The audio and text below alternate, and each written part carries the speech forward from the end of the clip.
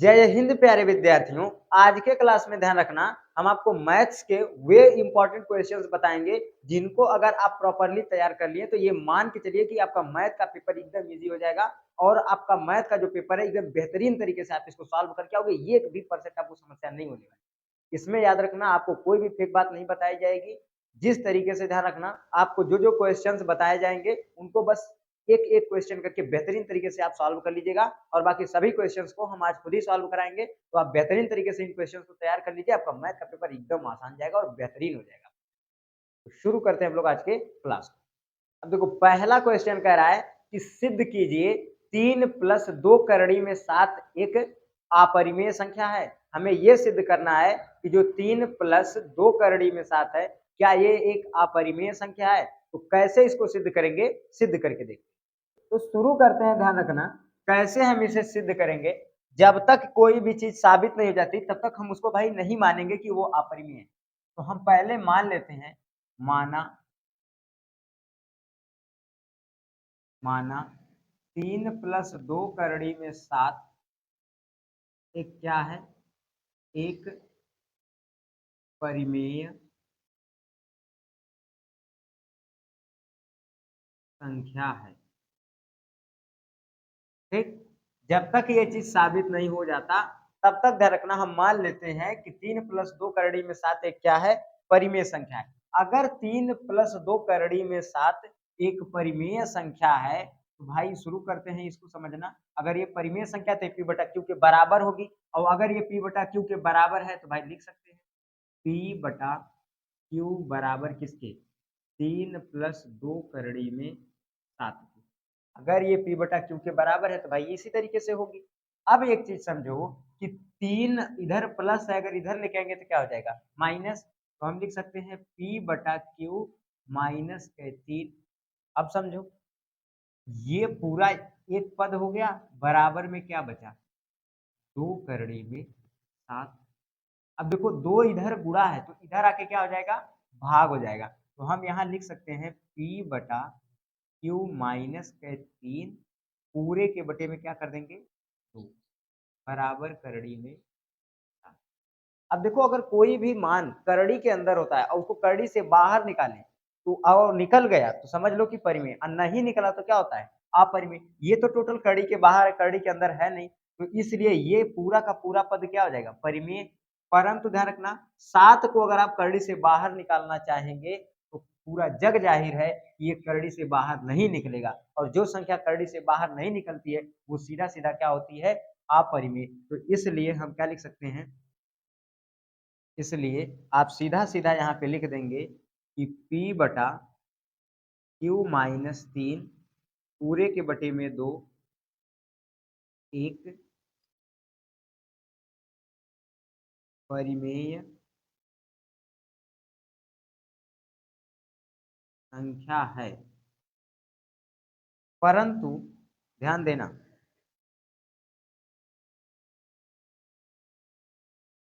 परंतु करड़ी में 7 एक अपरिमेय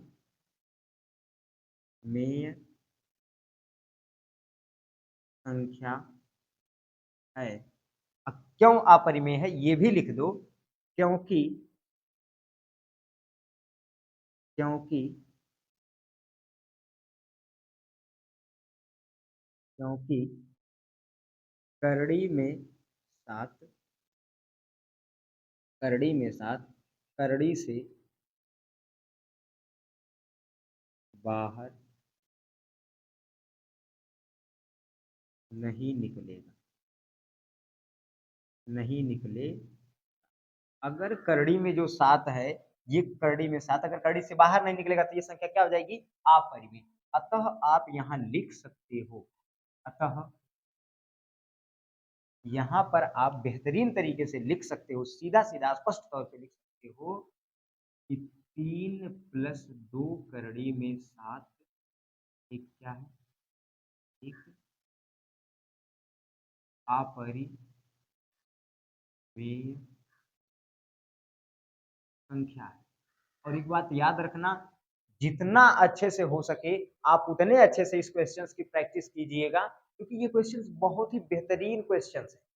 ये जो क्वेश्चन है बहुत बेहतरीन है, 2 नंबर के आते हैं और फिक्स आते हैं, हर साल आएँगे और हर बार परीक्षा में आते हैं। तो अतः आप जितने अच्छे से हो सके उतने अच्छे से इस क्वेश्चन को तैयार कर लीजिएगा। देखिएगा अगर इसको जितना अच्छे से हो सके उतना अच्छे से तैयार कर लीजिए, क्योंकि बहुत इंपॉर्टेंट क्वेश्चन है, ये हर साल पेपर में आता है। ठीक है? इसका आप स्क्रीनशॉट ले लीजिए, इसके बाद हम लोग बढ़ते हैं अगले क्वेश्चन।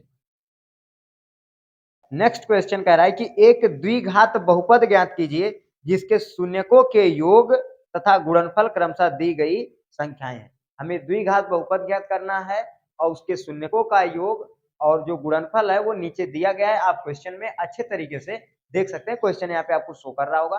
अब ध्यान रखना इसको कैसे सॉल्व करेंगे देख लेते हैं। सबसे पहले ध्यान रखना आपको जो शून्यक दिया है वो दे रखा है, पहला शून्यक जो दिया है वो दिया है 4,1। दूसरा जो शून्यक दिया है वो दे रखा है 0,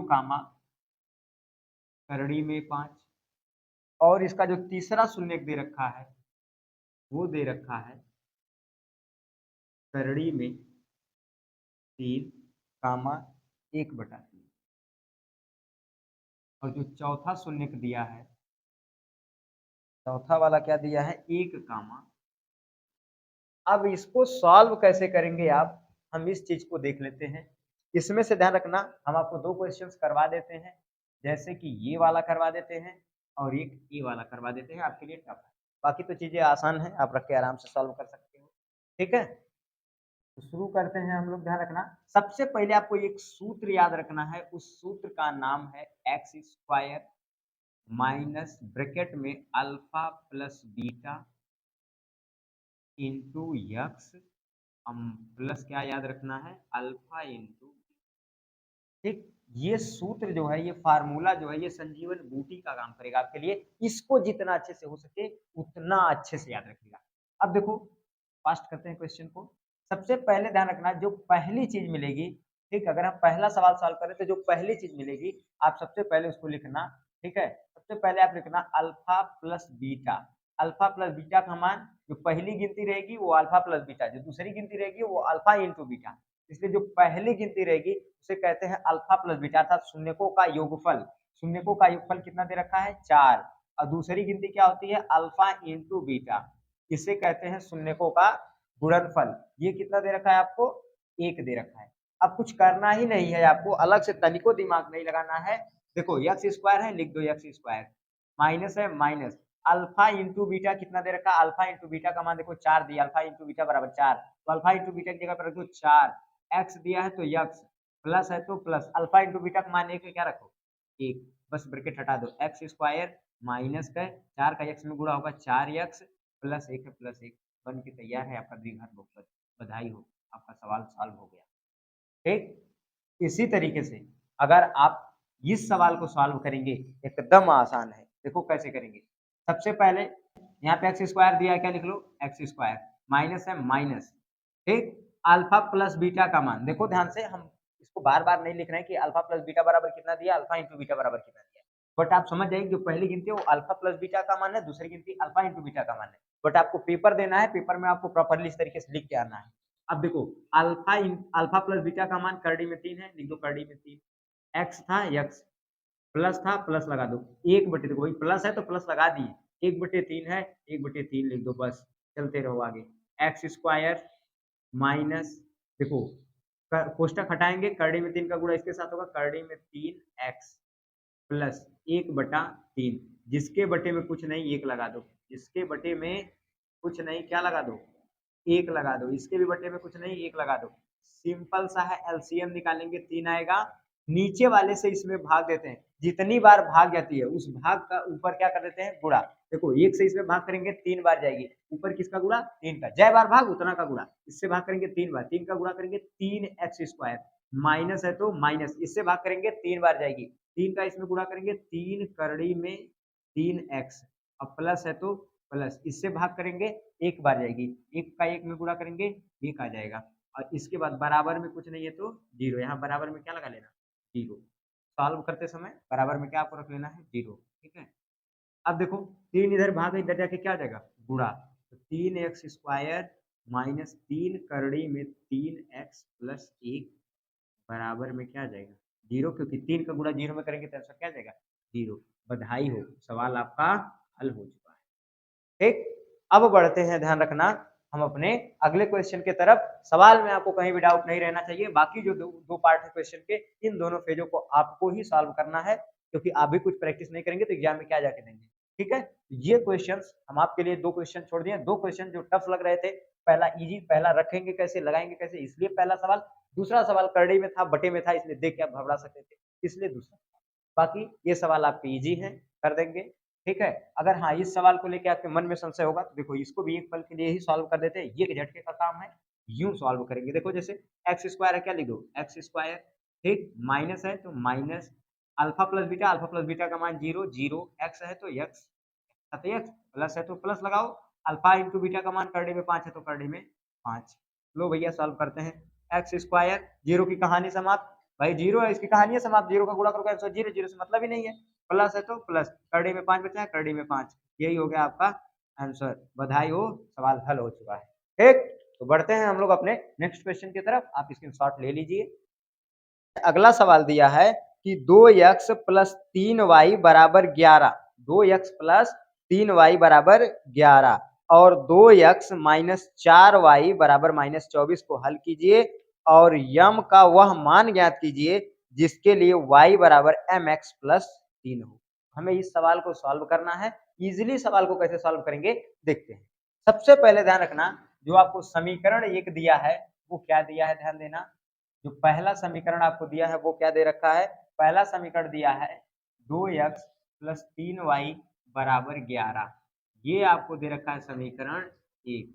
फिर कह रहा है जो दूसरा समीकरण दिया है वो क्या दे रखा है आपको, दूसरा समीकरण दिया है 2x माइनस 4y बराबर माइनस का 24, ये है समीकरण, समीकरण एक हो गया, ये हो गया समीकरण दो। अब क्या करना है, हमें इन दोनों समीकरणों को सॉल्व करना है और सॉल्व करके एक्स वाई का मान निकाल करके फिर क्या करना है, हमें एक चीज हल करनी है और उस चीज का नाम है y बराबर एम एक्स प्लस 3। हमें इस चीज को हल करके m का मान ज्ञात करना है। भाई m का मान देखो कैसे निकालेंगे, बहुत आसान है, बट उसके पहले ध्यान देना आपको क्या करना है, समीकरण को चाहे विलोपन विधि से या प्रतिस्थापन विधि से आपको क्या करना है, हल करना है। अब भाई देखो विलोपन प्रतिस्थापन विधि अगर आप पूरे साल नहीं पढ़े तो भाई आपकी समस्या है कि आपको नहीं आएगा, बट फिर भी हम प्रयास करेंगे कि आपको कंफर्म समझाएं। विलोपन और प्रतिस्थापन विधि, तो प्रतिस्थापन विधि तो आप समझिए मत, क्योंकि प्रतिस्थापन विधि काफी टफेस्ट है। ठीक है बहुत इजी, बट क्या है कि यहाँ पे काफी बड़ी पड़ेगी और आपको इजीली पड़ेगा आपके लिए विलोपन विधि। तो हम सॉल्व करते हैं विलोपन विधि से। विलोपन विधि में क्या करना है कि आपको दोनों समीकरणों को ध्यान पूर्वक देखना है। दोनों समीकरणों में चाहे x चाहे y, दोनों के मान क्या होने चाहिए, बराबर। मतलब x चाहे x हो या y वाला पद हो, किसी एक का मान बराबर होना चाहिए। जैसे अगर हम इसमें देखेंगे तो 2x, इसमें भी देखेंगे 2x, यानी x वाले पद क्या है, बराबर है। हम जैसे एग्जांपल के तौर पे यहाँ पे एक समीकरण लिखते हैं 3x प्लस 4y बराबर 6 और लिख दें कि 3x माइनस 8y बराबर 7। तो यहाँ पे आप देखेंगे तो इसमें भी 3x मिल रहा है, इसमें भी 3x मिला, मतलब x वाला पद बराबर मिल रहा है। हम लिख दें 2x प्लस 5y बराबर 8 और हम लिख दें 3x प्लस 6y बराबर 7। तो अब यहाँ पे दोनों पद अलग अलग दिख रहे हैं, बराबर नहीं दिख रहे हैं।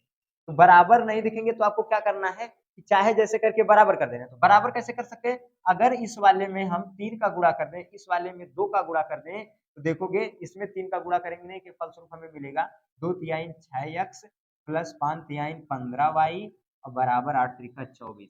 और इसमें 2 का गुणा करेंगे तो 3 दूनी 6x और प्लस 6 दूनी 12y बराबर 7 दूनी 14। तो देखो फलस्वरूप दोनों में x का मान बराबर हो गया कि नहीं हो गया। तो हमें बस पहले बराबर कर लेना है, ये चीज आपके दिमाग में बैठनी चाहिए। ठीक है, अब देखो क्या करेंगे, पहले आपको इन दोनों को बराबर कर लेना है। तो बराबर तो हो जाएगा, जैसे ही आप इसको बराबर कर लेंगे देखेंगे तो इसमें देखना है, तो हमें इसमें देखेंगे तो एक्स वाले के मान बराबर दिख रहे हैं। जब एक्स वाले के मान बराबर दिख रहे हैं तो क्या करेंगे, समीकरण एक में से समीकरण दो को घटा देंगे। समीकरण एक में से समीकरण दो को क्या करेंगे, घटा देंगे। तो लिखेंगे समीकरण एक में से समीकरण दो को घटाने पर समीकरण 2 को घटाने पर, ठीक है। तो जैसे ही घटाएंगे हमें क्या मिलेगा, पहले तो लिख लेते हैं कि समीकरण 1 क्या है। समीकरण 1 है 2x प्लस 3y बराबर 11। समीकरण 2 क्या है, 2x माइनस 4y बराबर, ध्यान रखना, माइनस का 24। ये हो गई समीकरण 1 और समीकरण 2। हमें क्या करना है, इनको घटा देना है, पा ही पाएंगे। ये वाला देखो कोई चिन्ह नहीं तो प्लस होता है, अब प्लस होता है तो हमें माइनस बना लेना है। ये माइनस दिख रहा है, इसको प्लस बना लेंगे। ये भी माइनस दिख रहा है तो प्लस बना देंगे। मतलब माइनस दिखा तो प्लस बनाना है, प्लस दिखेगा तो माइनस बना देना है, ठीक है, क्योंकि घटाएंगे तो माइनस का चिन्ह लग जाता है, ठीक है। अब देखो क्या करेंगे, जैसे ही हम इसको घटाने की प्रक्रिया शुरू करेंगे हमें क्या मिलेगा, ये देखो सेम सेम है, इसकी फाइल निपट जाएगी क्योंकि 2x में से 2x हट जाएगा, कहानी खत्म।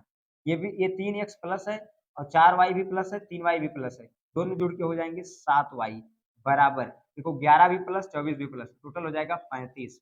तो देखो 7y बराबर कितना आ गया, 35। तो y बराबर क्या आएगा, 7 गुणा इधर जाके भाग, भाग हो जाएगा, कितना जाएगा 35/7। निपटा देंगे फाइल, कल्ले से आ जाएगा 5। तो y बराबर कितना आ गया, 5। बधाई हो, y का मान निकल चुका है। अब हम बढ़ेंगे अपने सवाल की तरफ। जैसे ही सवाल को लेकर हम अगली कड़ी में बढ़ेंगे, हमें y का मान पता चल चुका है। y का मान अपनी आवश्यकता अनुसार किसी भी समीकरण में रख के आप निकाल सकते हो, बट हम आपको यहाँ पे एक सजेशन देंगे, आप उस समीकरण का यूज कीजिएगा जो समीकरण छोटा हो, ताकि सवाल जल्दी से जल्दी हल हो जाए। अब हम देखो y का मान कहाँ रख देते हैं, समीकरण 1 में, तो लिखेंगे y का मान समीकरण 1 में रखने पर, समीकरण 1 में रखने पर y का मान जैसे ही हम समीकरण 1 में रखेंगे, समीकरण 1 क्या है, 2x प्लस 3y बराबर 11। तो लिखेंगे 2x प्लस 3 गुणे y। देखो गिनती और एबीसीडी के बीच कोई अगर चिन्ह नहीं होता है तो गुणा होता है, गिनती और एबीसीडी के बीच कोई चिन्ह नहीं तो गुणा, इसलिए 3 गुणे y का मान कितना है, 5 बराबर 11। तो 2x प्लस 5 3 15 बराबर 11। तो देखोगे तो 2x बराबर 15, इधर प्लस उधर जाके माइनस, तो 11 माइनस 15। तो देखोगे 2x बराबर, बढ़ते के सामने माइनस तो आएगा माइनस, घट के क्या बचेगा 4। तो 2 गुणा इधर आके भाग, तो x बराबर आ जाएगा माइनस का 4/2। निपटा देंगे फाइल, करने से -2 आ जाएगा। तो x बराबर हमें मिल गया माइनस का 2। x की वैल्यू निकल चुकी है। अब हम क्या करेंगे, x की वैल्यू निकल गई तो हम लिखेंगे y बराबर mx प्लस 3 में x तथा y का मान रखने पर।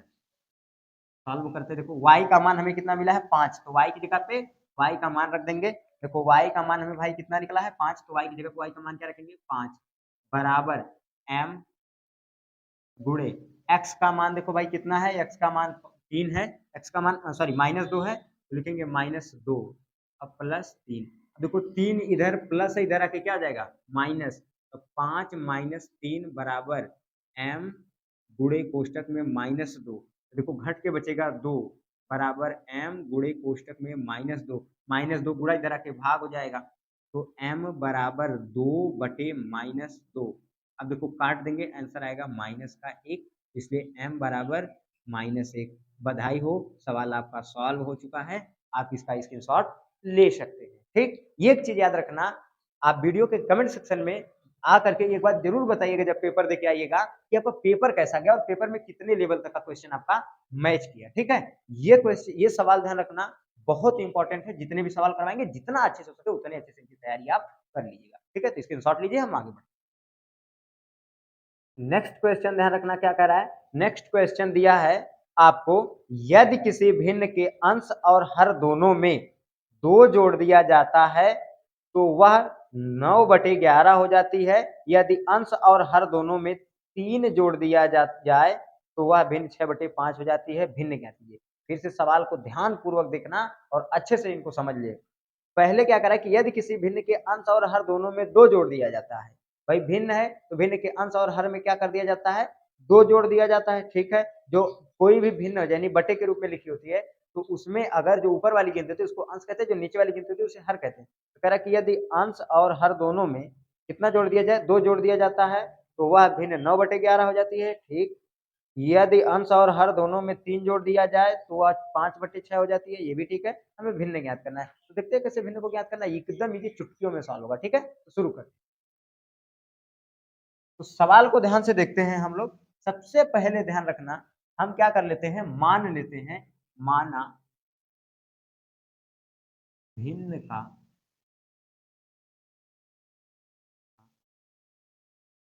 अंश बराबर x तथा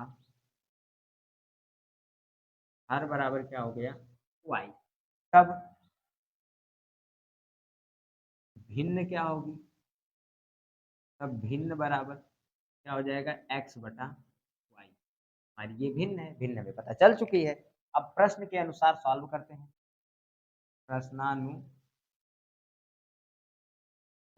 के अनुसार पहली स्थिति देखते हैं। प्रथम स्थिति। अब अगर हम प्रश्न के अनुसार पहली स्थिति को देखते हैं, पहली स्थिति क्या कहती है, पहली स्थिति करे कि अंश और हर दोनों में 2 जोड़ दिया जाता है। अंश और हर में कितना जोड़ दिया जाता है, 2 जोड़ दिया जाता है। अंश क्या है हमारा, x बटा y, यही है। अंश है x, x में भी 2 जोड़ देते हैं, y हर क्या है, y, y में भी 2 जोड़ देते हैं। भिन्न हो जाती है 9/11। अब इसी को सॉल्व करते हैं। देखो इसका इसमें गुणा हो जाएगा आकर के, और इस वाले का इसमें गुणा हो जाएगा। तो इसका इसमें गुणा करेंगे, देखो तिर्यक गुणा था, इसका इसमें करोगे 11x आ जाएगा, कितना 11x प्लस 11 दूनी 22 बराबर 9 का करेंगे y में तो 9y, अब प्लस 9 दूनी 18। 9 इधर प्लस है, इधर आके क्या हो जाएगा, माइनस हो जाएगा। 9 इधर, 9y इधर प्लस है, इधर आके क्या आ जाएगा, माइनस। तो लिख सकते हैं 11x माइनस का 9y प्लस का 22 बराबर 18। 22 प्लस है जाके उधर माइनस। तो देखो ध्यान से, 11x माइनस का 9y बराबर 18 माइनस 22। तो घटा देंगे तो कितना आएगा, 11x माइनस 9y बराबर, बढ़ के सामने माइनस तो माइनस, घट के क्या बचेगा 4। तो यहाँ पे हम अगर देखेंगे तो ये एक समीकरण हमारा क्या हो चुका है, तैयार हो चुका है। बधाई हो, पहला समीकरण बन गया है। अब हम बढ़ते हैं अगले स्टेज में, हम देखते हैं द्वितीय स्थिति। इस स्टेज में देखते हैं द्वितीय, देखेंगे द्वितीय स्थिति। द्वितीय स्थिति को सॉल्व करते हैं। देखो द्वितीय स्थिति हमें क्या कह रहा है, पहली स्थिति है x बटा वाई, ये है। देखो भिन्न क्या है हमारी, x बटे वाई। कह रहा है कि अंश और हर दोनों में कितना जोड़ दिया जाए, 3 जोड़ दिया जाए। लो भैया जी 3 जोड़ दिए। कह रहा है भिन्न हो जाती है हमारी 5/6। ठीक है भैया जी, सॉल्व करते हैं भैया जी। इसका देखो, इसका इसमें गुणा, अर्थात इसका इसमें गुणा करेंगे आ जाएगा 6x प्लस का 3y 3। देखो इसका इसमें गुणा, इसका इसमें गुणा करेंगे तो कितना जाएगा, 6x प्लस इसका इसमें करेंगे 6 तिरिक 18 बराबर, इसका इसमें गुणा हो जाएगा तो 5 का y में 5y प्लस 5 का जब 3 में करेंगे तो 5 तिहाई 15। ठीक है भैया जी, सॉल्व करते हैं। जब सॉल्व करेंगे तो कितना आ जाएगा, देखो 5y इधर प्लस है, इधर आके माइनस, तो 6x माइनस का 5y और प्लस का 18 बराबर क्या बचा, 15। 18 प्लस है, इधर जाके क्या हो जाएगा, माइनस हो जाएगा। तो 6x माइनस का 5y बराबर 15 माइनस 18। देखो 6x माइनस का 5y बराबर, बढ़ के सामने माइनस तो माइनस, घट के क्या बचेगा 3। लो भाई ये भी आपका सॉल्व हो चुका है। समीकरण आपके देखो धकाधक बन रहे हैं बेहतरीन तरीके से। समीकरण ये आपका कौन सा तैयार हो गया, 2 वाला। समीकरण आपका 1 भी बन गया, समीकरण 2 भी बन गया। दोनों समीकरणों को अब सॉल्व कर देना और हमारा आंसर निकल के आ जाएगा। अब समीकरणों को सॉल्व करने के लिए हमें क्या करना पड़ेगा, चाहे हम दोनों में x का मान बराबर करें चाहे y का, तो x वाला आगे आ रहा है, आप x का बराबर कर लीजिए। इसमें देखिए किसका गुणा करेंगे, 6 का, इसमें किसका कर देंगे 11 का। दोनों समीकरण हमारे क्या हो जाएंगे, बराबर हो जाएंगे, और उसके बाद हम इनकी आसानी से तुलना कर सकते हैं। ठीक है, तो हम लिख सकते हैं समीकरण 1 में है तथा 2 में 11 से गुणा करके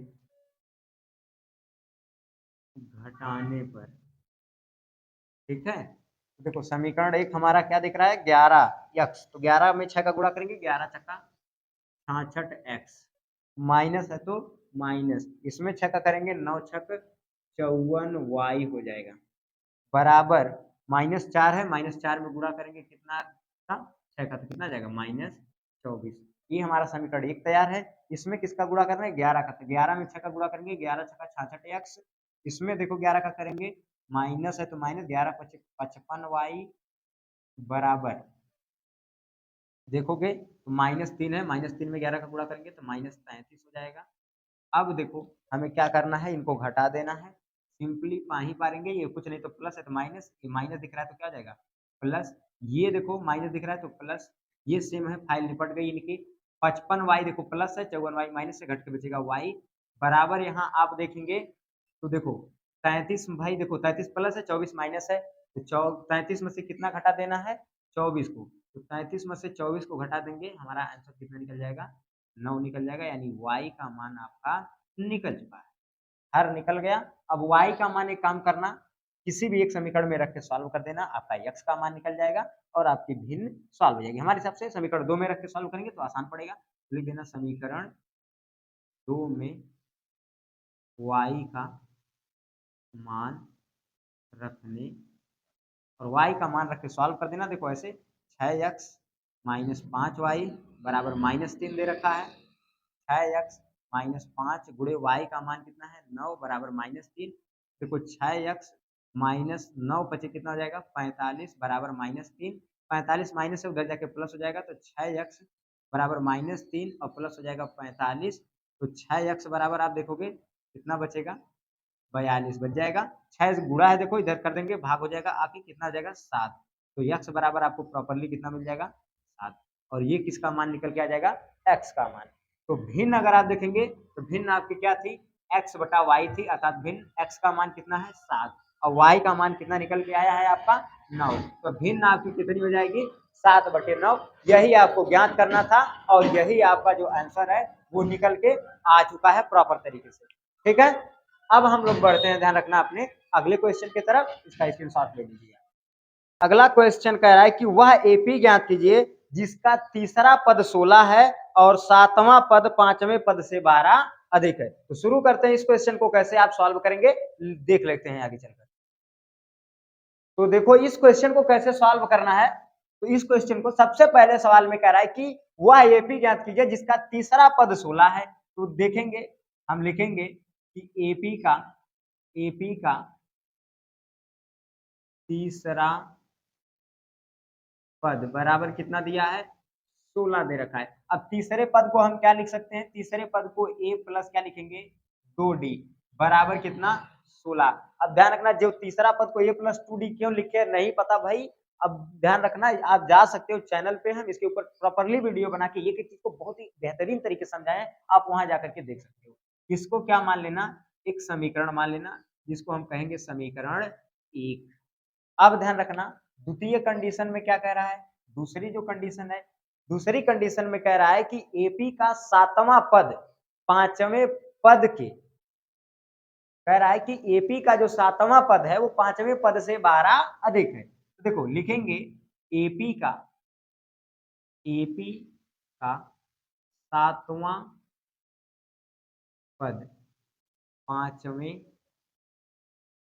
पद से कितना अधिक है 12 अधिक है, ठीक है, अच्छी बात है, मुस्कुराने दो सवाल को, सवाल यूं लगेगा देखो एपी का सातवां पद पांचवें पद से 12 अधिक है, मतलब सातवें पद को हम क्या लिखते हैं a प्लस 6d, सातवें पद को तो हम यही लिखेंगे a plus 6d, a plus 6d, अब बराबर कर देना पांचवें पद से 12 अधिक, अगर पांचवें पद में 12 जोड़ दे तो सातवें के बराबर हो जाएगा कि नहीं हो जाएगा, बस लिखेंगे a प्लस 4d, क्योंकि पांचवें को प्लस 4d ही लिखते हैं, और क्या हो जाएगा प्लस 12। लो भैया ये इधर क्या है, ए इधर प्लस है, इधर आके माइनस हो जाएगा, अर्थात ए से ए की कहानी निपट जाएगी।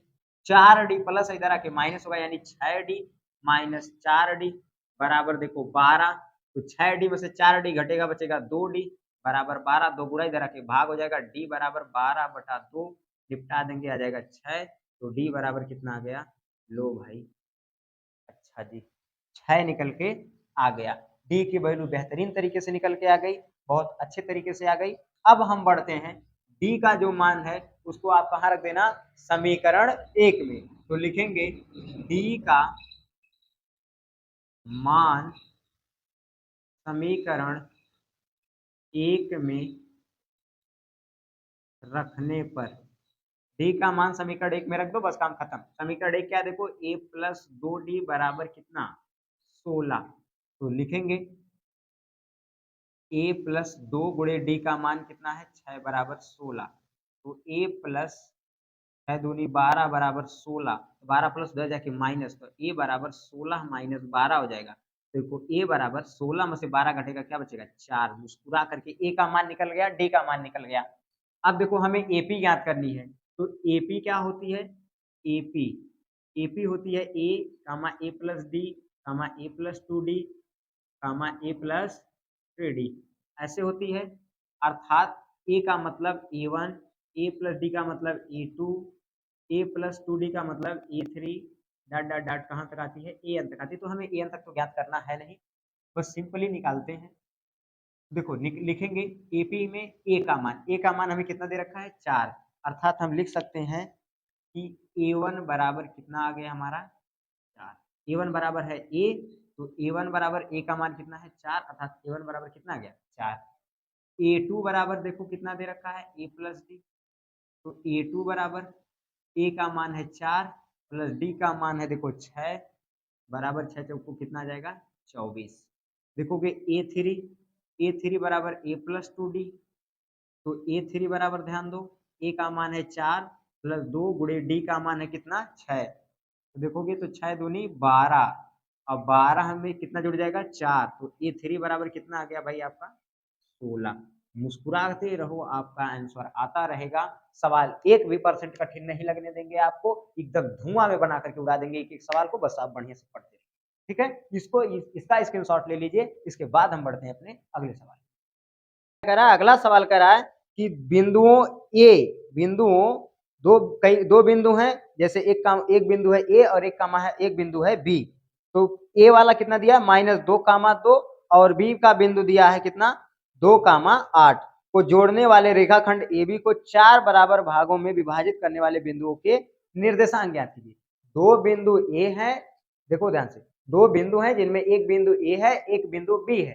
ठीक, दो बिंदु हैं, एक बिंदु का नाम ए है, एक बिंदु का नाम है बी।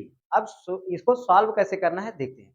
सवाल ध्यान रखना क्या कह रहा है कि दो बिंदु हैं, एक बिंदु का नाम है ए, एक बिंदु का नाम है बी। ए का निर्देशांक है 2, 2 और जो बी है, बी का निर्देशांक है 2, 8। अब ध्यान रखना क्या कह रहा है कि ये जो दोनों बिंदु हैं, इन दोनों बिंदुओं को जो मिलाने वाली रेखा है, उस रेखा को 4 बराबर भागों में कुछ बिंदु आकर के बांट दे रहे हैं। उन बिंदुओं का हमें क्या ज्ञात करना है? निर्देशांक ज्ञात करना है। तो देखो निर्देशांक कैसे ज्ञात करेंगे? इसके लिए सबसे पहले जैसे एक देखो ध्यान से, हमें एक बिंदु क्या दे दिया? ए, और एक बिंदु यहाँ पे क्या दे दिया? बी। ठीक ना? देखो ध्यान से, एक बिंदु यहाँ पे ए है, एक बिंदु बी है।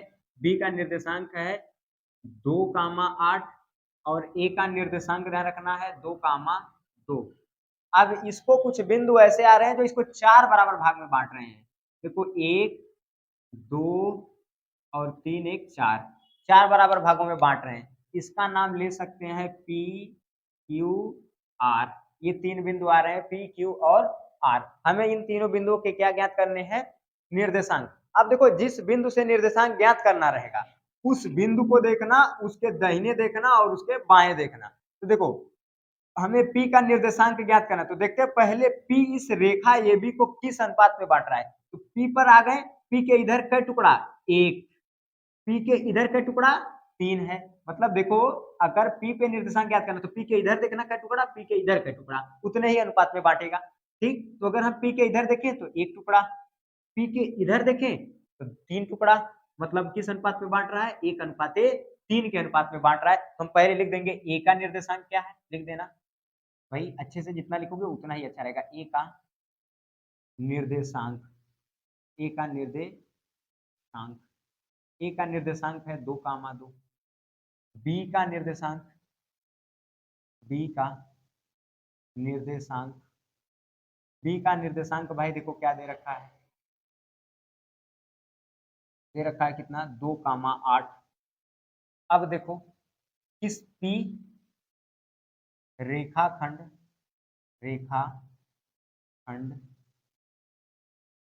ए बी को 1:3 के अनुपात में विभाजित कर रहा, ठीक है भाई, इस अनुपात में विभाजित कर रहा है, अच्छी बात है, करने तो विभाजित। बढ़ते हैं सवाल को लेकर के मुस्कुरा करके आगे। इस अनुपात में अगर विभाजित कर रहा है तो इसलिए अगर हम देखेंगे m1 बराबर, जो पहली गिनती होती है वो m1 का मान, जो दूसरी गिनती होती है वो m2 का मान। तो पहली 1 है m1 का मान, दूसरी 3 है m2 का मान। अब इसको ध्यान रखना कैसे सॉल्व करना है, लेके आगे बढ़ते हैं। देखो x बराबर होता क्या है, x बराबर होता है m1 x2 plus m2 x1 बटे m1 प्लस m2, ये हमारा फार्मूला होता है। ठीक, अब हम सॉल्व करते हैं। देखो तो x बराबर m1 का मान कितना है 1, देखो m1 का मान 1 है, 1 लिखो, ठीक, और x2 का मान, अब देखो अब क्या करेंगे, x1 और x2 को कैसे पहचानेंगे, y1 और y2 को कैसे पहचानेंगे, तो समझो जो पहला वाला है, जैसे a पे जो बिंदु रहेंगे इनमें ध्यान रखना, जो पहली गिनती होती है वो x, दूसरी गिनती क्या होती है y, जो पहली गिनती x, दूसरी गिनती y, इसमें भी पहली x, दूसरी की y, तो पहले वाले बिंदु से मिलेगा तो 1 1 लग जाएगा, यानी x1 y1, दूसरे के वाले से मिलेगा तो x2 y2, बस और कुछ नहीं इसमें खेला है, कोई दिमाग नहीं है। तो देखो पहले वाले से है x1 का मान, x2 का मान कितना होगा 2, देखो x2 का मान दूसरे के से मिलेगा, दूसरे के से x2 का मान कितना दिख रहा है 2, भाई 2 प्लस m2 का मान 3 है, 3 गुणे x1 का मान यहाँ से मिल जाएगा 2 बटे कितना हो जाएगा, तो 1 प्लस 3, क्योंकि m1 का मान 1 है और m2 का मान 2 है, बधाई हो, 2 1 कम 2 प्लस 2 3 6 बटे 3 1 कितना हो जाएगा 4। अब अगर इस सवाल को आप आगे देखेंगे तो 6 2 हो जाएगा 8 बटे 4, निपटा देंगे फाइल, कितना आ जाएगा 2। तो x बराबर कितना आ गया आपको निकलकर 2, बधाई हो, x का मान निकल चुका है। इसके बाद अब हम किसका मान निकाल लेते हैं, y का निकालते हैं, y का, y बराबर क्या होता है m1 y1 plus m2 m1 y2 plus m2 y1 बटे कितना आ जाएगा m1 प्लस m2। कुछ नहीं करना है भाइयों, लिखते जाओ बस। m1 बराबर ध्यान रखना क्या करेंगे, m1 का मान 1 है, 1 गुणे y2 का मान यहाँ से मिल जाएगा, y2 का मान है 8 प्लस m2 का मान कितना है, m2 का मान है देखो भाई 3 गुणे y1 का मान कितना है, y1 का मान है 2 बटे m1 का मान ध्यान रखना कितना है 1 प्लस m2 का मान कितना है 3। लो भाई y बराबर 8 एकम 8 प्लस 3 दूनी 6 बटे 3 1 जोड़ेंगे तो कितना आ जाएगा 4, तो कितना आ जाएगा 8 6 हो जाएगा, देखो 8 और 6 जोड़ देंगे हो जाएगा 14, काटेंगे बटे में कितना 4, काटेंगे तो 2 दूनी 4 2 सत्ते 14 बराबर 7 बटा 2, अर्थात y का मान आ गया 7 बटे 2। तो हमें क्या ज्ञात करना था, p का निर्देशांक, p का निर्देशांक आप देखेंगे तो पहले x का मान आता है और फिर y का मान आता है। लो भाई बधाई हो, इसका मान निकल चुका है। ठीक, तो आपको जो भी सवाल लगाने हैं सब के सब सवाल इसी तरीके से लगाने हैं और सब के सब सवाल आपके इसी तरीके से सॉल्व होते चले जाएंगे। ठीक है, तो आप इसका स्क्रीनशॉट लीजिए, फिर हम बढ़ते हैं अपने अगले सवाल। अगला सवाल ध्यान रखना क्या करा, अगला सवाल करा कि समुद्र तल से 75 मीटर ऊंची लाइट हाउस के शिखर से देखने पर दो समुद्री जहाजों के अवनमन कोण 30 अंश और 45 अंश हैं। यदि लाइट हाउस से एक जहाज दूसरे जहाज के ठीक पीछे हो तो दो जहाजों के बीच की दूरी ज्ञात कीजिए। तो हम क्या करेंगे, अब इस सवाल को कैसे सॉल्व करना है देख लेते हैं। ठीक, तो एक कोई लाइट हाउस है, देखो प्रश्न में हमें दे रखा है कि कोई लाइट हाउस है, हम मान लेते हैं ये हमारा वो क्या है लाइट हाउस है। ठीक है, ये देखो क्या है लाइट हाउस है। ठीक, क्या दिया है कि समुद्र तल से 75 मीटर ऊंचा, यानी इस लाइट हाउस की ये जो ऊंचाई है, ये ऊंचाई इसकी हाइट कितनी है 75 मीटर। यानी 75 मीटर। ठीक, फिर कह रहा है कि लाइट हाउस के शिखर से देखने पर, इसके शिखर से देखेंगे इसके सीध में इसी स्ट्रक्चर पर, इसी मार्ग पर ऐसे देखा जा रहा है। कह रहा है कि इस पर 2 जहाजें हमें दिखाई दे रही हैं। कितनी जहाजें दिखाई पड़ रही हैं? 2 जहाजें दिखाई पड़ रही हैं। कह रहा है कि दोनों समुद्री जहाजों के अवनमन कोण कितने हैं? 30 और 45 अंश हैं। ठीक, ये एक जहाज ध्यान रखना यहाँ पे दिख रही है। ठीक, और दूसरी जहाज हमें यहाँ पे दिख रही है। ठीक ना? देखो यहाँ पे है ए, यहाँ पर है बी, यहाँ पर है सी और यहाँ पर है डी। इस तरीके से हमें जहाज दिख रहे हैं। कह रहा है कि ये वाला जो जहाज दिख रहा है, ठीक है, कह रहा है कि एक जहाज का अवनमन कोण कितना है? 30 अंश और दूसरे का अवनमन कोण कितना है? 45। तो इस वाले जहाज का अवनमन कोण कितना है? 30 और इस वाले का अवनमन कोण कितना है? 45। ठीक ना? तो बस कुछ करना नहीं है। देखो यहाँ से एक ऐसे पाही पारना है। ठीक, इसका पाही पारेंगे तो ये कितना बनाएगा? यहाँ से यहाँ तक देखेंगे तो ये यहाँ पर बना लेगा अपना 45 अंश का। ठीक, और ध्यान रखना इसको हम यहाँ से यहाँ मिलाएंगे तो ये बना लेगा कितना? अपना 30 अंश। ठीक है, बस नीचे का कोण कितने अंश का बनेगा बस आपको इस पर ध्यान देना है और कोई विशेष ध्यान नहीं देना है। ठीक, अब इस सवाल को सॉल्व कैसे करेंगे देखते हैं। देखो इस सवाल को सॉल्व करना कोई बहुत बड़ी कठिनाई का काम नहीं है। हम लिख सकते हैं मीनार की ऊंचाई कितना दे रखा है? मीनार की ऊंचाई अर्थात हाइट h बराबर कितना दे रखा है? मीनार की हाइट दे रखा है 75 मीटर। मीनार की हाइट कितना दे रखा है? 75 मीटर अर्थात 75 मीटर दे रखा है। मीनार की हाइट, मीनार की ऊंचाई हमें दे रखा है 75 मीटर। अब मीनार की ऊंचाई के बाद ध्यान रखना हमें क्या दे रखा है? पहले जहाज का उन्नयन कोण यानी पहले जहाज का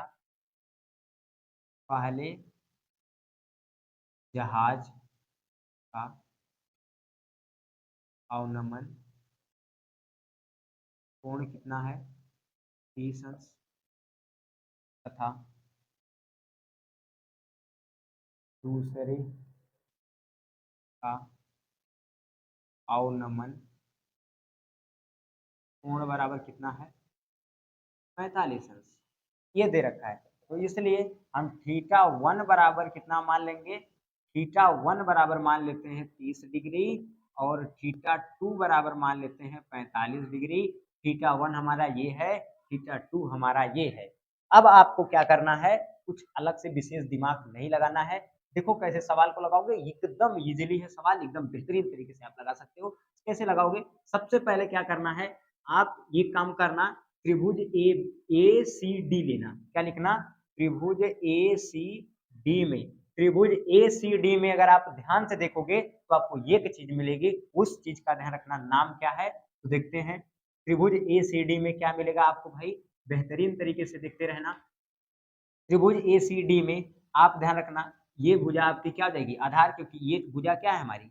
यहाँ थीटा, थीटा के सामने लंब और ये भुजा आधार, तो इसलिए लिखेंगे त्रिभुज ए सी डी में कौन सा थीटा पकड़ेंगे? हमें आधार ज्ञात करना है, लंब पता है। तो आधार और लंब किसमें मिलते हैं? टैन थीटा में। त्रिभुज ए बी सी में लिखेंगे टैन थीटा बराबर क्या होता है? टैन थीटा बराबर होता है लंब बटा आधार। ठीक है, तो टैन कितना डिग्री है? टैन 30 डिग्री है। टैन कितना डिग्री? 30 डिग्री। तो टैन 30 डिग्री बराबर कितना आता है? लंब बटे आधार आया है। टैन 30 डिग्री बराबर कितना आया है? लंब बटे, टैन 30 डिग्री बराबर लंब बटे आधार। लंब हमारा डीसी, लंब हमारा क्या है? डीसी। आधार हमारा एसी, आधार हमारा क्या है? एसी। तो टैन 30 डिग्री बराबर, टैन 30 डिग्री का मान कितना होता है? 1 बटा करड़ी में 3। कितना होता है? 1 बटा करड़ी में 3 बराबर डीसी का मान ध्यान रखना कितना है? तो डीसी का मान नहीं पता, डीसी का मान 75 दे रखा है, एसी का मान हमें पता नहीं।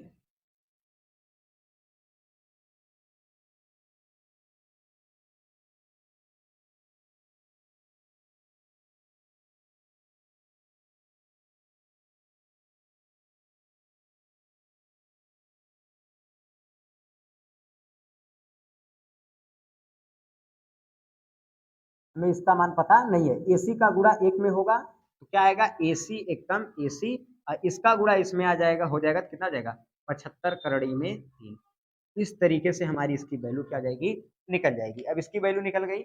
अब हम एक काम करते हैं, दोनों जहाजों के बीच की दूरी निकालनी है। तो अब हम क्या निकाल लेते हैं, त्रिभुज डी बी डी सी से क्या लिखेंगे, त्रिभुज बी डी सी में, त्रिभुज बी डी सी में क्या मिलेगा, देखो बी डी सी में हमें आधार नहीं पता है, लंब तो पता ही है। तो लिखते हैं tan थीटा बराबर लंब बटा आधार, tan कितना है 45 डिग्री, तो लिखेंगे tan 45 डिग्री बराबर, tan 45 डिग्री बराबर लंब भाई हमारा कितना है 75 यानी 75, आधार हमें नहीं पता BC। तो tan 45 डिग्री का मान होता है 1, tan 45 डिग्री का मान 1 बराबर 75 बटे BC। तो BC का इसमें गुणा हो जाएगा, BC एक कम BC बराबर आ जाएगा 75। लो भाई इसका भी मान निकल गया। अब दोनों जहाजों के बीच की दूरी निकालनी है, दोनों जहाजों के बीच की दूरी। तो देखो दोनों जहाजों के बीच की दूरी को आप कैसे निकालेंगे, ठीक है। तो दोनों जहाजों के बीच की दूरी अर्थात ए बी बराबर क्या आएगा, ए बी बराबर आएगा ए सी माइनस बी सी। ठीक, सॉल्व करते हैं। ए बी बराबर ए सी का मान हमें कितना दे रखा है 75 करड़ी में 3 माइनस बी सी का मान कितना दे रखा है, बी सी का मान दे रखा है 75। तो ए बी बराबर, अगर हम दोनों में से कॉमन लेना चाहें तो 75 मिल जाएगा कॉमन, ब्रैकेट में बचेगा करड़ी में 3, यहाँ सब कुछ निकल गया बचेगा 1, और यही हमारा हो जाएगा फाइनल आंसर, यही हमारा हो जाएगा फाइनल आंसर। ठीक है, तो बधाई हो, सवाल लग चुका है। और इस तरीके से अगर आप एक एक क्वेश्चन की प्रिपरेशन करेंगे और इस तरीके से एक एक क्वेश्चन की आप अगर तैयारी करेंगे तो आपके सारे क्वेश्चन हल हो जाएंगे और एक भी क्वेश्चन आपका एग्जाम में छूटने वाला नहीं है। ये क्वेश्चन ध्यान रखना ऐसा है जिस क्वेश्चन को हम आपसे सॉल्व नहीं करवा पाए, बट हम उस क्वेश्चन को आपको हम दे रहे हैं, यहाँ पे आपको शो कर रहा होगा, इस क्वेश्चन को भी आप सॉल्व कर लीजिएगा, क्योंकि हर साल एग्जाम में ये क्वेश्चन ये भी आता है, बट क्या करें समय के अभाव की वजह से हम इस क्वेश्चन को सॉल्व करवाने में असमर्थ रहे, इसके लिए हम आपसे माफी चाहते हैं। बट हाँ याद रखना, इस टॉपिक पे वीडियो हमारा ऑलरेडी अपलोडेड है, आप वहां पे जाके अगर देखोगे तो आपको ये क्वेश्चन अच्छे से समझ में आ जाएगा। चैनल में जाकर के आप देख सकते हैं, पूरा का पूरा प्लेलिस्ट आपको वहां पे मिल जाएगी। ठीक है, तो आशा करते हैं कि आज की क्लास में जितनी भी चीजें समझाए हैं आपको अच्छे से समझ में आई होंगी। और भी एक बात याद रखिएगा कि आप पेपर देखेंगे तो जरूर कमेंट में आके बताइएगा कि आपका पेपर कैसा गया।